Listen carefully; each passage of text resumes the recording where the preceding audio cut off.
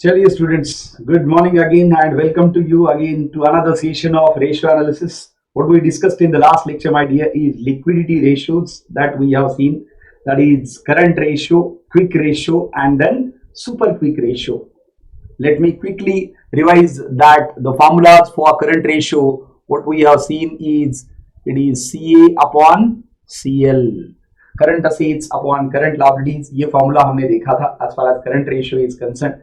Another ratio is quick ratio or acid test ratio. The formula we have seen for this one is, for quick ratio, the formula is, it is quick assets or liquid assets divided by quick liabilities oblique liquid liabilities. ये क्या होता है हमने last lecture में बड़े अच्छे से देखा बेटा composition wise. Number 3 is super quick or absolute liquid ratio. The formula we have seen is cash in hand plus bank balance, right, plus short term investments whole divided by current liabilities. So these are the three formulas we have seen along with their standards and ideals. इनके standard ideal भी देखे थे बेटा. Current ratio का ideal हमने देखा था. Ideal for current ratio is 2:1. Even at times it is considered as satisfactory 1.33:1. ये स्टैंडर्ड हमने देखा for current ratio. Quick ratio का स्टैंडर्ड जब हमने देखा देन इट इज यूजुअली 1:1. ये हमने देखा. whereas for super quick or absolute liquid ratio the standard is 1:4 or we can say that it is 0.25:1. तो ये हमने देखा था लास्ट लेक्चर में बेटा.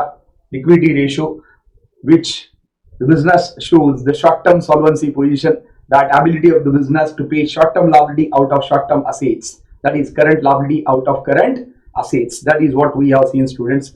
Now let's see leverage or capital structure ratios which is available here. Now this is very important, my dear, because this shows the composition of the business.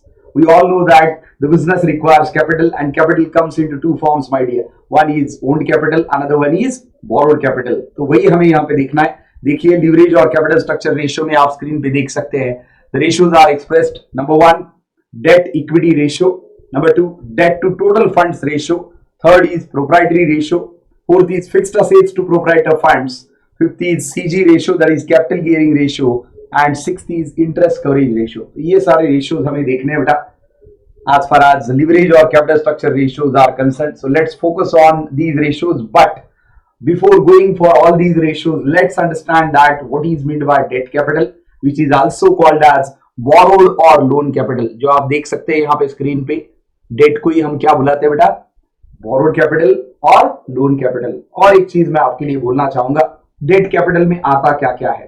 Date capital consist of bonds और debentures plus long term loans plus public deposits. आप बोलेंगे ये sir bonds and debentures क्या है. These are nothing but the creditorship securities issued by a company to the bond holders. It simply means that my dear, जैसे आप FD करते हैं bank में, उसी तरह से आप एक कंपनी को लोन दे सकते हैं. कंपनी को अगर लोन देना है, लोन कैपिटल कंपनी को आप देंगे as a common investor, as a public, then in that case you can purchase the bonds of the company. वो बॉन्ड में क्या लिखे वाला रहेगा, it is a legal document containing all the terms and condition कि आपने कितना पैसा कंपनी को दिया, उस पर रेट ऑफ इंटरेस्ट कितना मिलेगा. Bond will be redeemable, that is repayable by the company after 5 years, 10 years or 15 years down the line. ये सारे डिटेल्स उसमें रहेंगे. and that is how bond is nothing but a creditorship security issued by the company to the bond holders.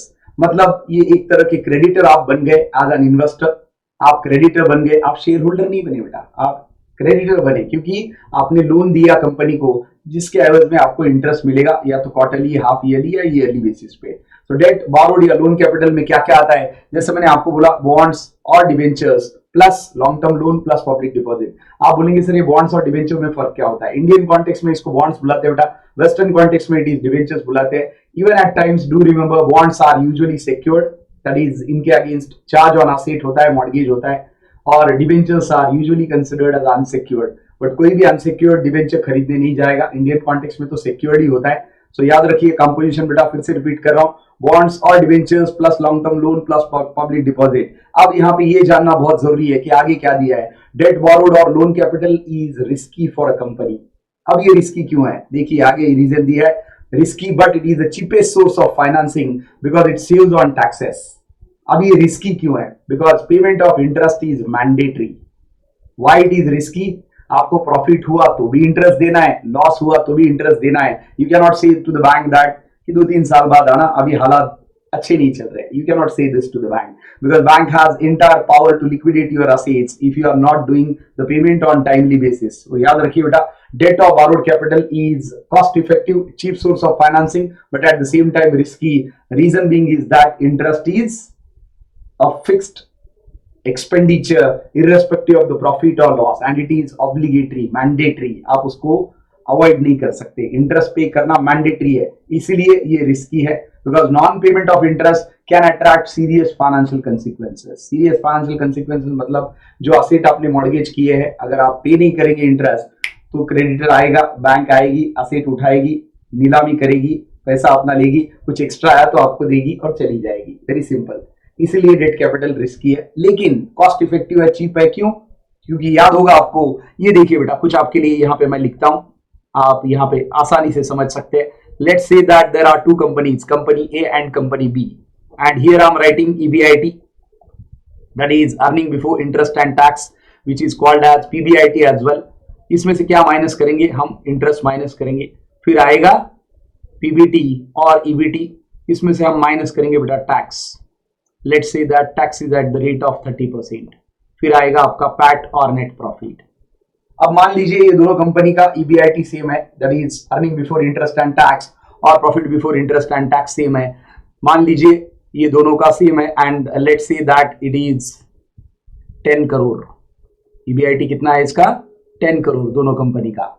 एक company में बहुत ज्यादा borrowed capital है, loan capital है, डेट कैपिटल है, दूसरी कंपनी डेट फ्री है, उसमें इंटरेस्ट है ही नहीं। अब देखिए फर्क क्या पड़ता है। Let's assume that company A is having a debt of rupees 20 crore. Company A में डेट कितना है बेटा? 20 करोड़ का डेट है एट द रेट ऑफ, जिसपे वो इंटरेस्ट पे करते हैं 15%, 15% का इंटरेस्ट वो पे करते हैं। 20 करोड़ का उन्होंने लोन ले रखा है, बॉन्ड्स इश्यू करके रखे हैं, ये कॉम्बिनेशन में है, टोटल 20 करोड़। और कंपनी बी में नो डेट। कंपनी बी में क्या है बेटा? नो डेट और जीरो डेट। तो यहां पे इंटरेस्ट लगेगा। अब 10 करोड़ पे इंटरेस्ट आपको माइनस करना है, 20 करोड़ पे 15% कितना आएगा? मैंने आपको बहुत बार बोला बेटा, how to calculate the figures. ये देखिए 20 करोड़ मैं यहां पे लिखता हूं, how to calculate interest, that आपको बस जीरो काटने हैं। क्या करना है आपको? बस जो भी फिगर है उसका एक जीरो काटेंगे तो 10% बचेगा, 2 जीरो काटेंगे तो 1% बचेगा। इस तरह से हमें कैलकुलेट करना है as far as interest is concern. तो लेट्स डू दैट।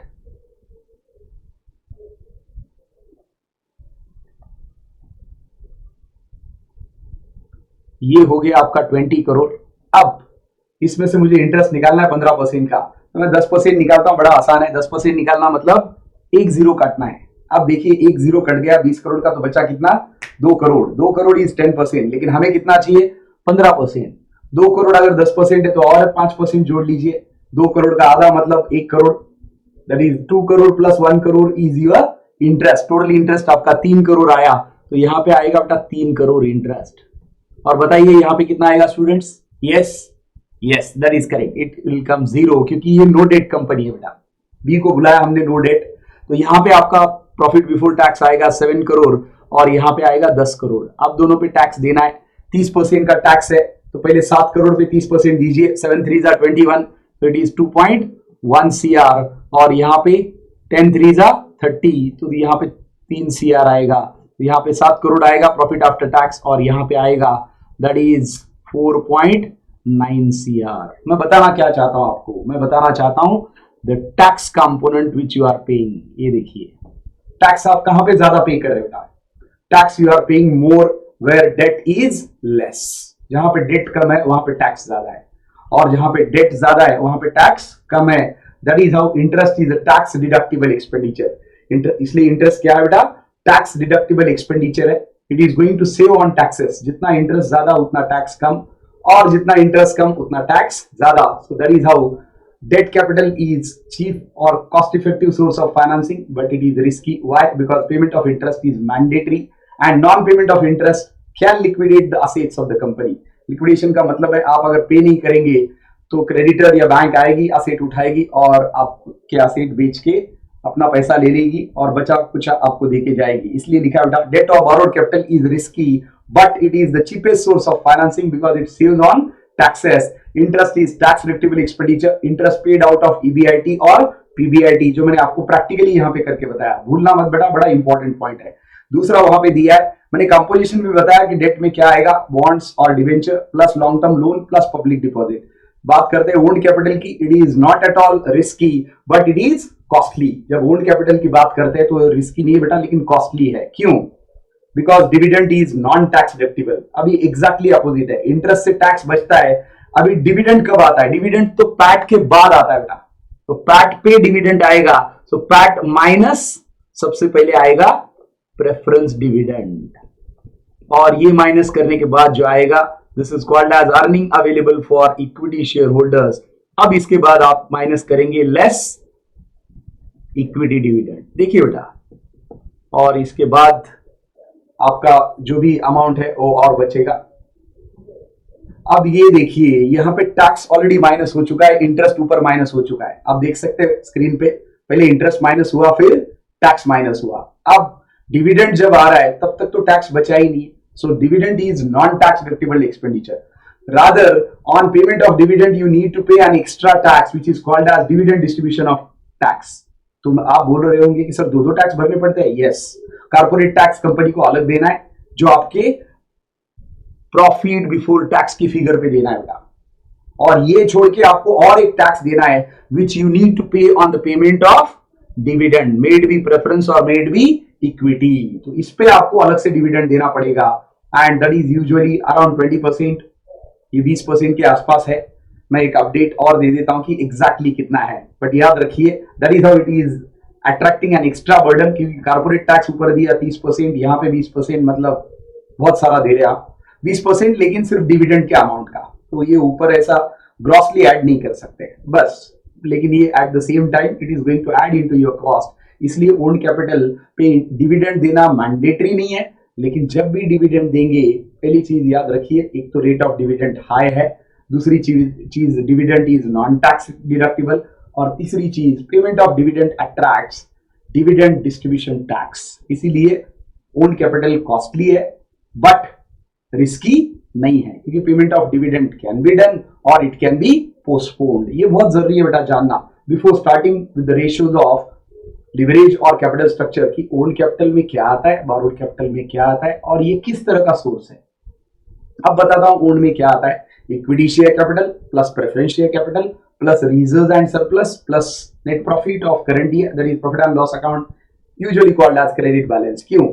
क्योंकि प्रॉफिट एंड लॉस अकाउंट का डेबिट साइड है all expenses and losses, credit side है all incomes and gains. So if credit is more than debit means income and gains are more than expenses and losses, which shows net profit, which is credit balance, जिसको हम बोलते हैं credit balance बुलाते हैं। और अगर debit balance है मतलब loss है। क्यों? Because expenses and losses are more than income and gains, इसीलिए credit balance बुलाते हैं। तो क्या क्या आएगा ओन्ड में, that is equity share capital plus preference share capital plus reserve and surplus plus current year profit, that is profit and loss account credit balances। ये देखिए यहाँ पे आपके लिए मैंने कुछ लिखा है, owned capital is costly but not risky due to rate of dividend is high as compared to interest, dividend is non-tax deductible expenditure my dear, and payment of dividend to the company brings an extra cost in terms of dividend distribution tax। भूलना मत, ये बहुत important है। तो ये बज word है, आप बोल सकते हैं, बड़ा इंपॉर्टेंट चीज है ध्यान रखने के लिए कि ओन्ड कैपिटल कॉस्टली क्यों होता है, ये रीजन है उसके बेटा।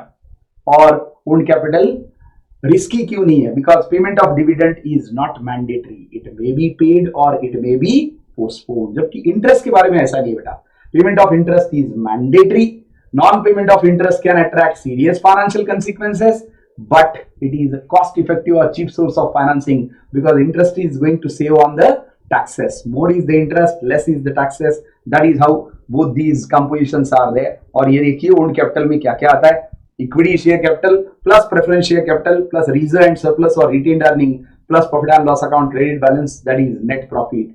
Even at time share premium वगैरह आता है, आगे जाके डिस्कस करेंगे। और डेट लोन बारोड कैपिटल में क्या क्या आता है बेटा, आप देख सकते हैं डेट लोन बारोड कैपिटल में क्या क्या आ सकता है, लॉन्ग टर्म लोन, बॉन्ड्स और डिवेंचर्स एंड पब्लिक डिपॉजिट्स। आगे हम फाइनल कंपोजिशन भी देखेंगे, बट उसके पहले मैं आपको और एक चीज यहां पे बताना चाहूंगा, and that is this one my dear. Debt capital is risky but not costly. Indeed, a cheap source of financing due to following reasons. Reason number one, interest rate is fixed and it is mandatory to be paid. Interest rate सिर्फ fixed नहीं है बेटा, mandatory है payment करना, वरना non payment of interest can attract serious financial consequences. दूसरा, interest rate is a tax deductible expenditure, ऊपर मैंने एग्जांपल देके आपको बताया, that is payment of interest saves on taxes, and last, more the interest less the taxes and vice versa. These are the reasons that why your debt capital is risky but not costly. जब ये सारी चीजें आती है बेटा फटाक से लिख लेना चाहिए, बहुत ज्यादा जरूरी है ये। क्यों? ये ऐसा ज्ञान है जो आपको बार बार बताएगा कि एक कंपनी के कैपिटल स्ट्रक्चर में कि क्या रिस्की है और क्या कॉस्टली है, और इसलिए ये जानना, ये इमीडिएटली राइट डाउन करना बड़ा आसान है। सारे रीजंस दिए and you can write down while the things are going on in the class there। चलिए आगे चलते हैं और वन बाय वन अभी रेशियो देखते हैं। तो अभी आपको क्लियर हुआ कि किसमें क्या आता है। Now you can see the ratios here. What we are going to do with the leverage or capital structure ratios? ये कैलकुलेट क्यों करते हैं? To see that the composition of the capital of the company is costly or risky। बड़ी simple बात है बेटा, ज्यादा owned capital है in comparison with debt capital, तो आपका कैपिटल स्ट्रक्चर कैसे होगा? कॉस्टली। मान लीजिए आपका कैपिटल 100 करोड़ है, 100 करोड़ में से 70 करोड़ आपका ओन्ड कैपिटल है, मतलब equity, preference, reserve and so on. ये 70 करोड़ है मतलब ओन्ड ज्यादा है, ओन्ड ज्यादा है मतलब कॉस्ट ज्यादा है, रिस्क कम है। क्यों?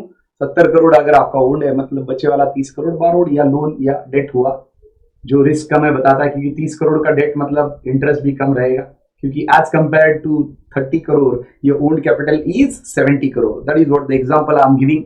ये मैं एग्जांपल आपको दे रहा हूं बेटा, एक इमेजिनरी एग्जांपल है। 100 करोड़ का कैपिटल हमने लिया, जिसमें बोला कि 70 करोड़ का आपका ओन्ड है और 30 करोड़ का डेट है। तो ये ओन्ड कैपिटल और ये लोन कैपिटल, ओन कोई लोन या डेट बोलते हैं बेटा, और इसीलिए अब ये कैपिटल स्ट्रक्चर को हम बुलाएंगे that it is costly capital structure, not risky. Why? Because debt is less as compare to owned capital. Vice versa अगर कर दिया, अगर मैंने बोला कि ये ओन्ड के बजाय अब डेट कैपिटल आपका मैंने मान लिया कि 70 करोड़ है 100 में से, ये अगर मैंने 70 ले लिया और ये मैंने 30 ओन्ड कैपिटल ले लिया, अब उल्टा हो गया मामला। अभी आपका कैपिटल स्ट्रक्चर कैसे हुआ बताइए बेटा? Yes, that is correct. आपका कैपिटल स्ट्रक्चर अभी हुआ रिस्की। क्यों? क्योंकि डेट ज्यादा है इन द टोटल कैपिटल।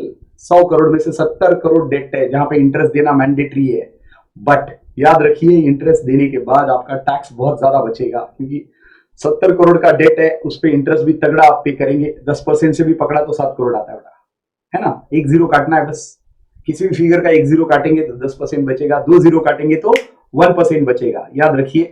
तो इस तरह से कैपिटल स्ट्रक्चर आपका कॉस्टली है या रिस्की है, ये देखने के लिए हम ये लीवरेज रेशियो या कैपिटल स्ट्रक्चर रेशियो कैलकुलेट करते हैं, so that we can comment on the composition of capital structure of a company. What is capital structure? Capital structure is nothing but the mix of owned and borrowed capital.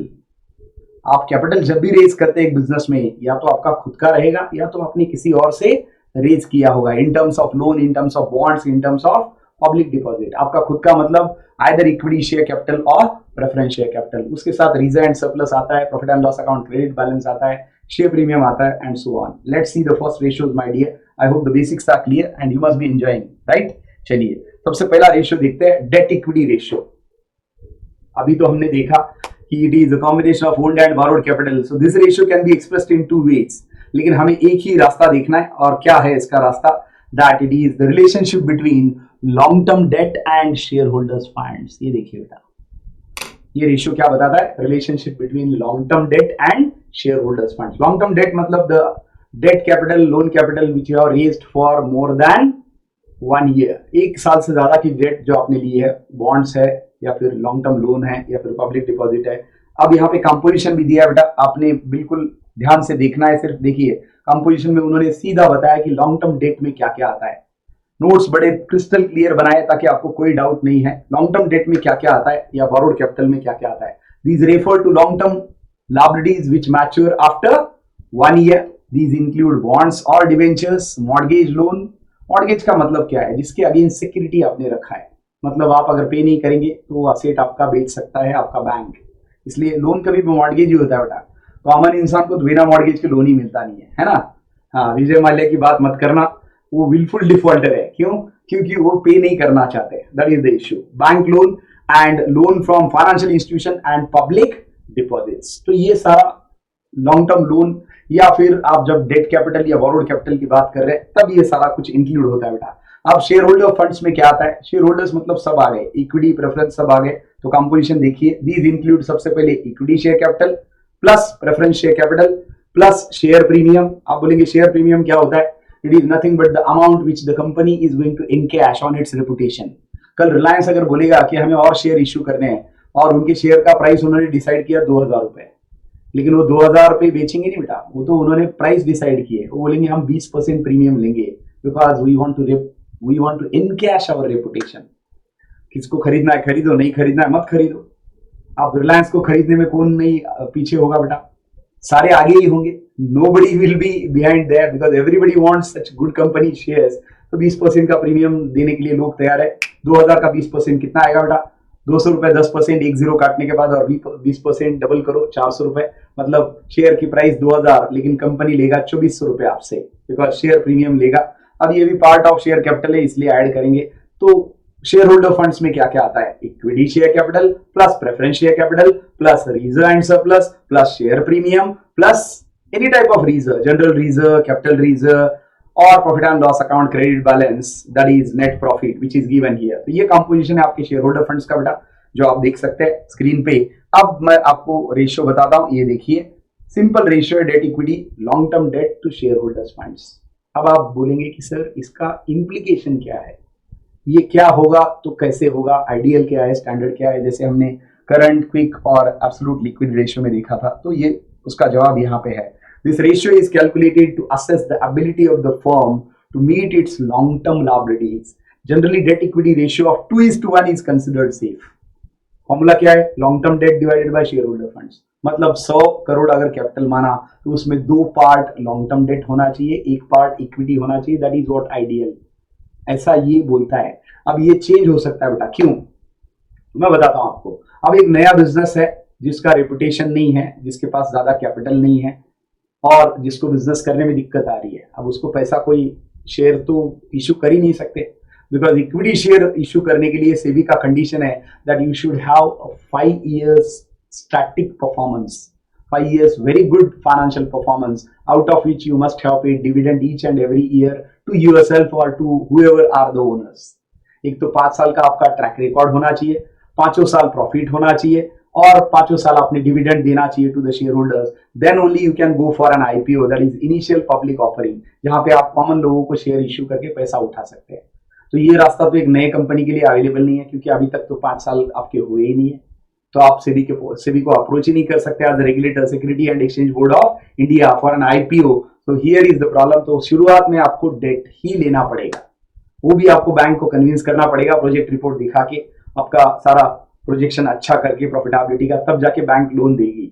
तो शुरुआत के case में एक नई company के बारे में तो लोन ही ज्यादा होगा, जबकि अगर कंपनी एस्टैब्लिश्ड है like Reliance Industries Limited, Reliance ने 2020 में डिक्लेयर किया था बेटा by 2023 will be debt free, वो उन्होंने 2022 में ही करके बताया शुरुआत में, और इसलिए उनके शेयर का प्राइस शूटेड लाइक एनीथिंग। क्यों? क्योंकि कंपनी में अभी रिस्क ही नहीं है, डेट नहीं है मतलब रिस्क नहीं है।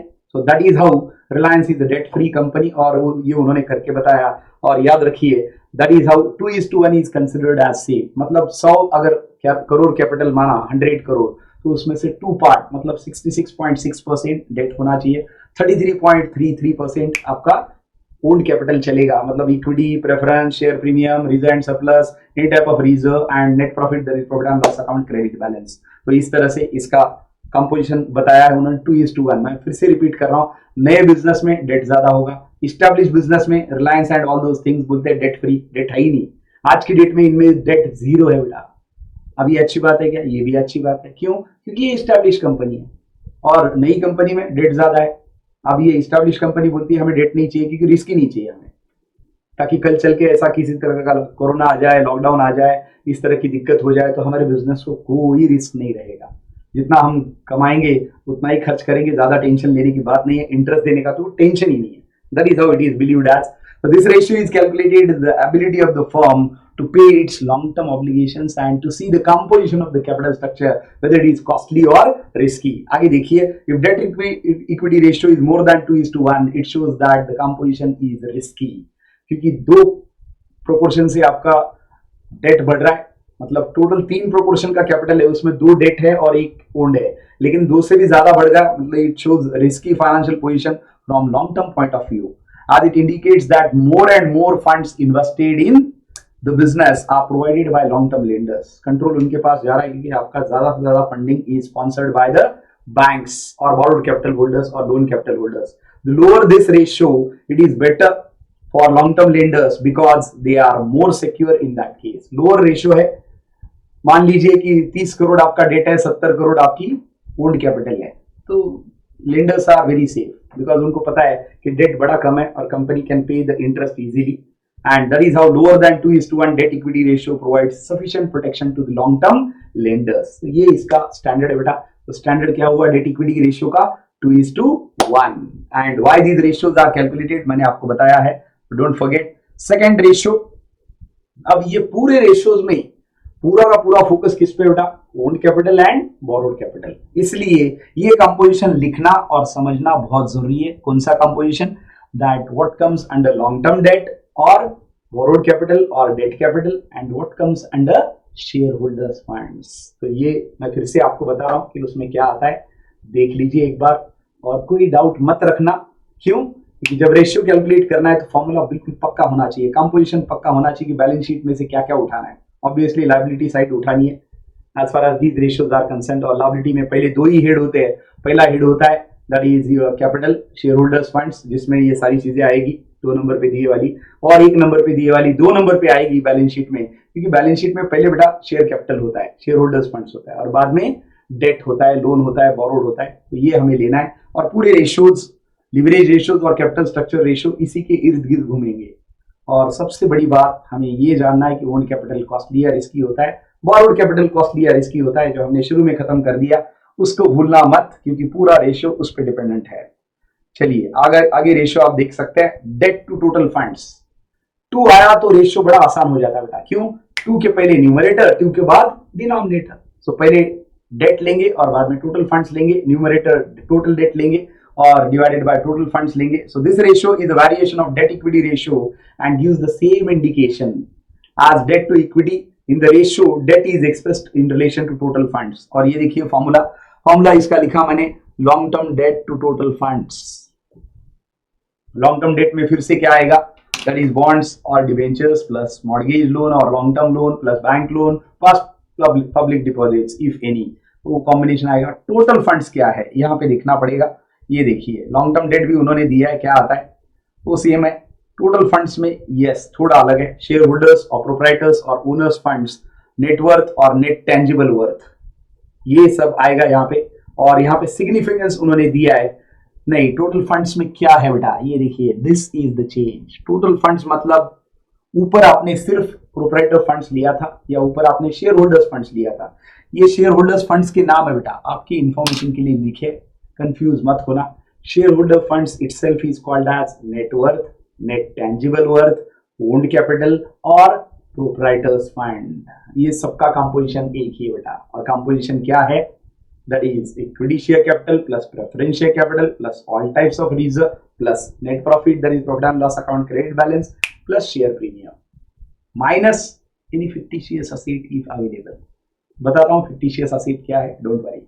तो अभी देखिए टोटल फंड्स में क्या आएगा, जितना सारा कैपिटल आपने रेज किया डेट और ओन्ड में, तो डेट आपने ले लिया टोटल डेट प्लस सारा शेयर होल्डर फंड्स ले लिया, तब जाके टोटल फंड्स बना। तो ये रेशियो हमें निकालना है। Significance, generally debt to total funds ratio of 0.67:1 is considered safe, और 67% अगर आप इंटू 100 करेंगे तो।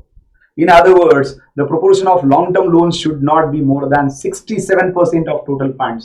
Again, it is, फिर से आप बोल सकते हैं बेटा कि ये 0.67:1 है, लेकिन 0.67:1, 1 क्या है? 1 is total funds. Total funds means total debt capital plus total share holders funds, और ऊपर न्यूमरेटर में क्या है? सिर्फ लॉन्ग टर्म डेट है या टोटल डेट है, इसका कंपैरिजन है। और रेशियो आइडियल है 0.67:1। इससे ज्यादा रहेगा तो रिस्की रहेगा ऑब्वियसली, क्योंकि ज्यादा से ज्यादा फंड्स आपके बोरोड में से आ रहे, लोन में से आ रहे, विच इज रिस्की। कम रहेगा तो अच्छा रहेगा, that is what it is given. Higher ratio indicates a burden on profit of the company on payment of large interest which is given here, whereas repayment of large amount of loans at maturity, interest भी ज्यादा देना पड़ेगा क्योंकि 0.67 से date ज्यादा है, तो interest का बर्डन तो बहुत ज्यादा रहेगा।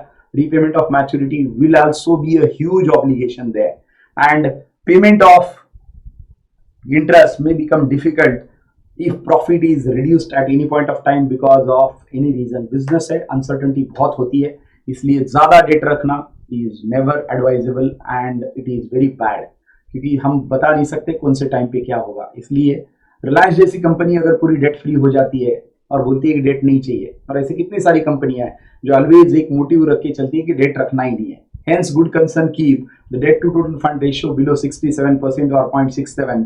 The lower ratio is better from long term solvency point of view. Lower रहेगा तो बेटर रहेगा। तो हमने दो रेशियो देखे बेटा अभी तक, पहला डेट टू इक्विटी और दूसरा long term debt to total funds ratio. Third proprietary ratio, मैंने अभी रिपीट किया बेटा, proprietor funds, share holders funds, net worth, net tangible worth and owned capital, ये सब सगे भाई है, सेम है एग्जैक्टली, इनका कंपोजिशन बिल्कुल अलग नहीं है। आई कैन नॉट से सगे भाई बिकॉज उनमें भी बहुत ज्यादा डिफरेंस होता है, लेकिन याद रखना ये पांचों सिनोनिम्स टू ईच अदर है। Owned capital, proprietor fund, share holder funds, net worth और नेट टेंजिबल वर्थ क्या क्या आएगा? Equity share capital plus preference share capital plus all types of reserve plus net profit, that is profit and loss account credit balance plus share premium minus any fictitious asset, ये उसका composition है which is here if you want to see। मैं यहाँ पे फिर से आपको बता देता हूँ for your convenience। ये देखिए, तो यही शेयर होल्डर फंड्स है, यही आपका क्या है? यही आपका प्रोप्राइटर फंड्स है, और माइनस हमें करना है फिक्टिशियस असेट। क्या होते हैं फिक्टिशियस असेट, कैसे माइनस करते हैं बताता हूं। तो देखिए यहीं पे equity share capital plus preference share capital plus share premium plus general reserve plus capital reserve plus any other reserve and plus credit balance of net profit, credit balance of net profit, credit balance of profit and loss account which is called as basically net profit minus any type of fictitious asset. ये composition है बेटा। Share holder funds बुलाओ, owned capital बुलाओ, net worth बुलाओ, net tangible worth बुलाओ, या फिर इसको प्रोप्राइटर फंड्स बुलाओ, all are same, one and the same and very interesting my dear. इसी पे पूरे फॉर्मूले जा रहे, तो आपने ये कॉपी किया होगा ऐसे समझता हूं मैं। और आगे चलते हैं, रेशियो देखते हैं, दैट इज प्रोप्राइटरी रेशियो। बड़ा आसान रेशियो है, जैसे हमने long term debt to total funds देखा, अभी हम देख रहे हैं proprietor funds to total funds. देख सकते हैं आप formula, that is proprietary ratio is proprietor funds to total funds, मतलब ऊपर आएगा सिर्फ ओन्ड कैपिटल और नीचे आएंगे दोनों capital, that is borrowed plus owned capital. देखिए शेयर होल्डर फंड्स फिर से वही दिया है, these include equity plus preference plus share premium plus all types of reserve. All type of reserve बोलना बड़ा आसान है बेटा, क्यों? General, capital, reserve and surplus, retained earning, इतना सारा बोलते बैठते हैं, क्यों? क्योंकि ये तो सारे reserve are created out of profit for various purposes. Reserve तो रिजर्व होता है, इसलिए सारे रिजर्व बोल दिए, plus profit and loss account, credit balance and minus fictitious asset. यहाँ पे माइनस फिक्टिशियस असेट लिखना कभी भूलना मत, क्योंकि फिक्टिशियस असेट माइनस होते हैं आपके नेटवर्क से, आपके प्रोप्राइटर फंड से, तब जाके आपका एक्चुअल कंपोजिशन आता है। सिग्निफिकेंस देखिए क्या दिया है, ये रेशियो कितना अच्छा होता है, सिंपल है बेटा। लॉन्ग पहला क्या देखा? Debt to equity, that is long term debt to share holder fund, वो कितना था? 2:1। बाद में क्या देखा? That is long term loan to total funds, और वो कितना था? 0.67:1। मतलब ये कितना प्रोप्राइटरी रेशियो होगा? Proprietor funds divided by total funds, बच्चे वाला 0.33:1, so वही दिया है। Proprietary ratio of 0.33:1 or 33% or more than that. In other words, the proportion of shareholder funds to total funds should be 33% or more. 33% या 0.33 रहेगा तो अच्छा माना जाता है।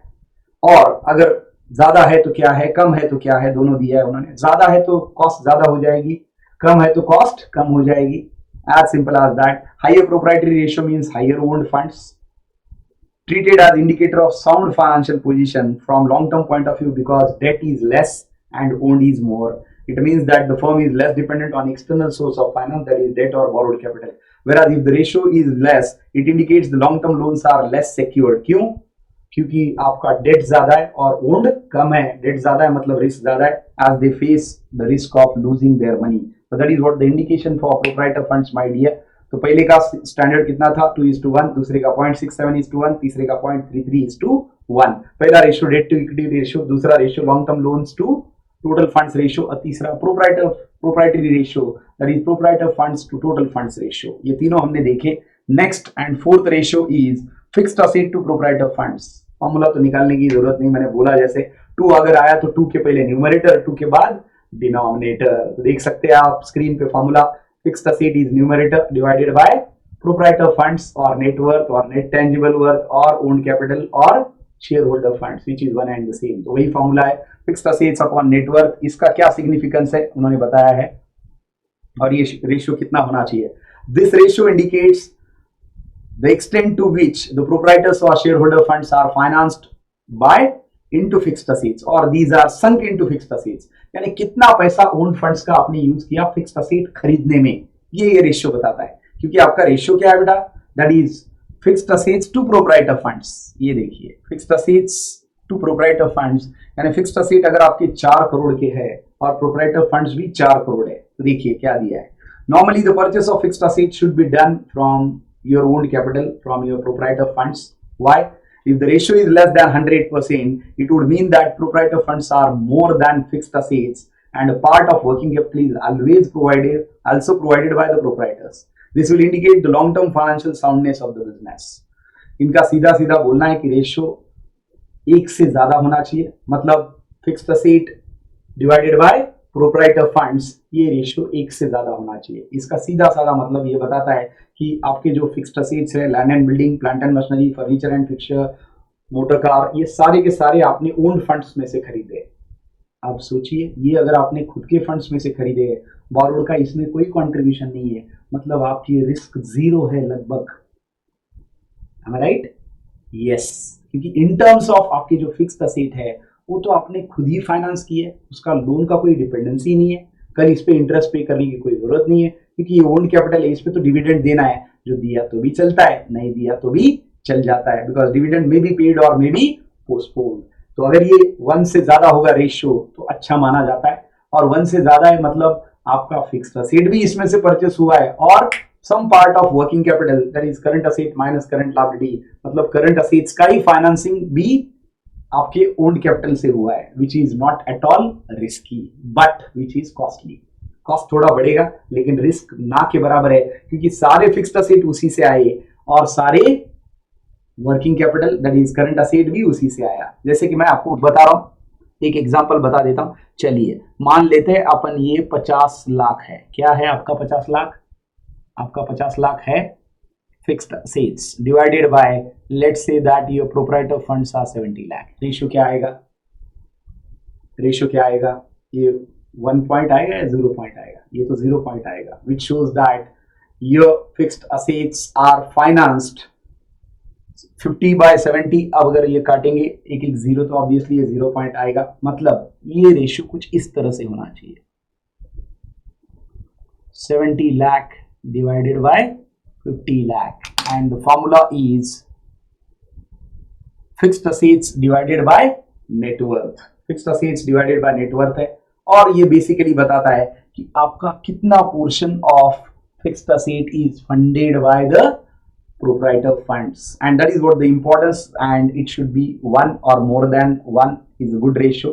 next is capital gearing my dear। capital gearing ratio क्या होता है, capital gearing गियर होते हैं बेटा गाड़ी में, 4 व्हीलर में, 2 व्हीलर में, जितना ज्यादा गियर उतनी ज्यादा स्पीड उतना ज्यादा रिस्क, राइट? यस, सेम है बेटा यहाँ पे कैपिटल गियरिंग। देखिए क्या बोलता है, this ratio establishes a relationship between equity capital, only equity capital, it is not talking about share holder funds, क्योंकि शेयर होल्डर्स में इक्विटी प्लस प्रेफरेंस आते हैं। जब इक्विटी की बात करते हैं तो उसमें प्रेफरेंस नहीं आता। Including all reserves and undistributed profits and fix cost bearing capital. Fix cost bearing capital क्या होता है? जिसमें फिक्स कॉस्ट पे की जाती है, तो वो है प्रेफरेंस कैपिटल, जहां पे फिक्स डिविडेंड देना पड़ता है। बॉन्ड्स और डिबेंचर्स जिसमें फिक्स्ड इंटरेस्ट देना पड़ता है।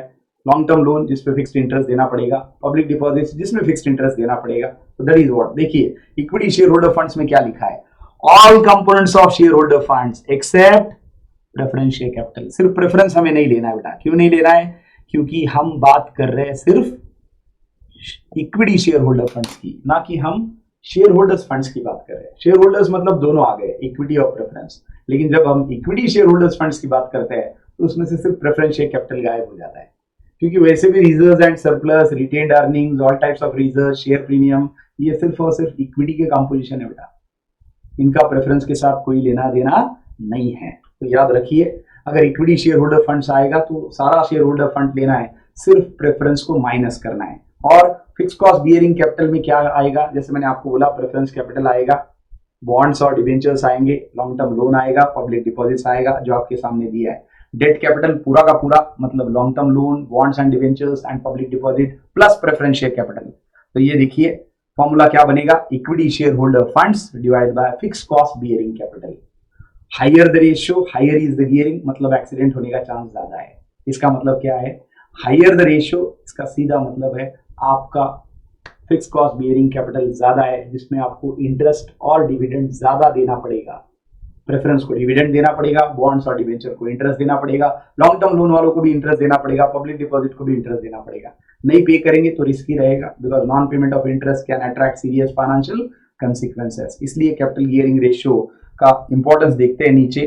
फिक्स कॉस्ट बियरिंग कैपिटल क्या है, ये ईपीएस पैट हम बाद में देखते हैं। ये देखिए बेटा, if the amount of fix cost bearing capital is more than equity share capital including reserves and undistributed profit, it will be called as high capital gearing ratio, and if it is less, it will be called as low capital gearing. Or high gearing will be beneficial to equity shareholders, लेकिन कब? अगर आपका profitability अच्छा है, insured है, कुछ भी problem हो तो भी प्रॉफिट इंटैक्ट रहता है और आपको कोई प्रॉब्लम नहीं, तब हाई गियरिंग अच्छा होता है। But high gearing is always dangerous because you can not run the vehicle on 6th gear always. नीचे आना पड़ता है ट्रैफिक में, है ना, वरना एक्सीडेंट हो जाएगा। उसी तरह से हाई गियरिंग कंटिन्यूअसली रखना इज डेंजरस। ये कोरोना ऐसे अनवांटेड चीजें या फिर ग्लोबल वॉर और you can say that global economies uncertainties, ये किसी को बोल के नहीं आता बेटा, इसलिए ज्यादा डेट रखना is always dangerous. So high gearing will be beneficial for equity share holders as they will be enjoying more profit. But कब तक? जब तक प्रॉफिट कंफर्म है तब तक। जिस दिन प्रॉफिटेबिलिटी कम होने लगी, सबसे पहले लॉस होगा बोरोड कैपिटल होल्डर्स का, वो तो आपका असेट उठा के लेके जाएंगे। When the rate of interest और dividend payable at fix cost bearing capital is lower than the rate of return on investment in the business. यानी ये कब तक चलेगा कि आप 15% से लोन ले रहे हैं और उस पर 30 या 35% छाप रहे हैं, तो 15 देने का कोई दिक्कत नहीं है, क्योंकि 15 देके भी आपको 15-20 बच रहा है। जब तक ऐसा रहेगा तब तक ही ये अच्छा है, वरना तो फिर गड़बड़ हो जाएगा। And that is what it is given. Thus, the main objective of using fixed cost bearing capital is to maximize profit available to equity shareholder. But it is a very risky thing, my dear. Do remember. So, high capital gearing is not good consistently. To some extent, for some point of time, is okay. But continuously, it is dangerous. So, इसलिए high capital gearing is not good. उसके बाद उन्होंने दिया बेटा interest coverage ratio, which is the last one in this category. और ये debt service coverage ratio भी बोला जाता है। बड़ा आसान फॉर्मूला है, EBIT upon interest. Earning before interest and tax, profit before interest and tax divided by interest. और ये देखिए एग्जांपल दिया है 7/1। क्यों? क्योंकि इसका स्टैंडर्ड मेरे ख्याल से 6 to 7 कुछ तो है, आप देख सकते हैं। It indicates how many times the interest charges are covered by the profits available to pay to interest charges. The ratio measures the margin of safety for long term lenders. जितना ज्यादा रहेगा उतना बेटर है ना। ऊपर 7 करोड़ नीचे 1 करोड़ है, अच्छी बात है। ऊपर 10 करोड़ नीचे 1 करोड़ है, ये भी अच्छी बात है।